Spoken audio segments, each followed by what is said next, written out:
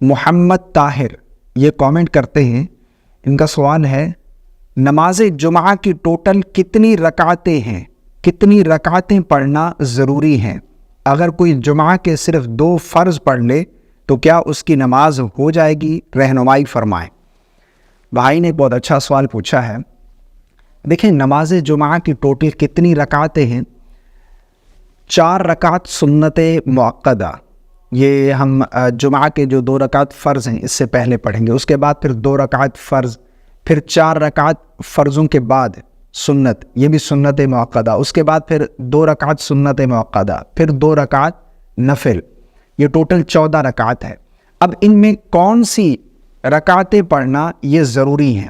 دیکھیں جو نوافل ہے نا وہ آپ پڑھ لیں تو سبحان اللہ، اگر نہیں پڑھتے تو کوئی گناہ نہیں ہے، لیکن جو سنت مؤکدہ ہیں ان کے بارے میں علماء نے لکھا ہے کہ بغیر کسی شرعی عذر کے ترک کرنا، یعنی ایک یہ ہے کہ کوئی عذر ہے، طبیعت ٹھیک نہیں ہے یا کہیں سفر میں ہے یا کبھی کبھار چھوڑ دی، یہ ایک الگ بات ہے، لیکن ان کو ترک کرنے کی عادت بنا لینا، جس طرح لوگوں کی عادت بن چکی ہے کہ وہ پہلے والی سنتیں اور بعد والی سنتیں جو ہے وہ نہیں ادا کرتے، ان کی روٹین ہوتی ہے کہ ہر جمعہ وہ ان سنتوں کو ترک کر دیتے ہیں، صرف آتے ہیں 2 رکعت فرض پڑھے اس کے بعد پھر نکل گئے۔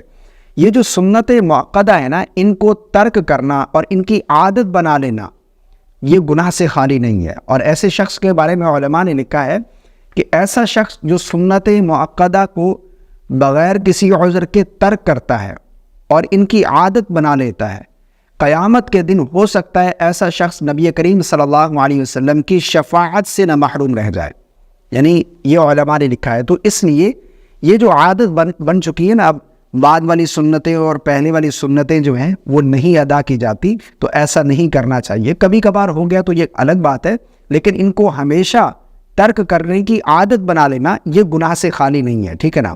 ایسا شخص پھر گناہ گار ہے۔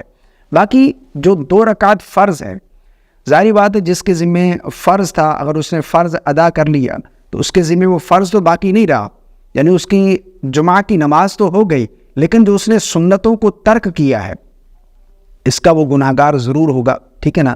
جو اس کے ذمہ فرض تھا فرض اس نے پڑھ لیا، لیکن سنت مؤکدہ کو ترک کرنے کا وہ شخص گناہ گار ضرور ہوگا۔ تو مجھے امید ہے آپ کو میری بات سمجھ آ گئی ہوگی۔ اللہ تعالی ہم سب کو سنت مؤکدہ کا پابند بنائے۔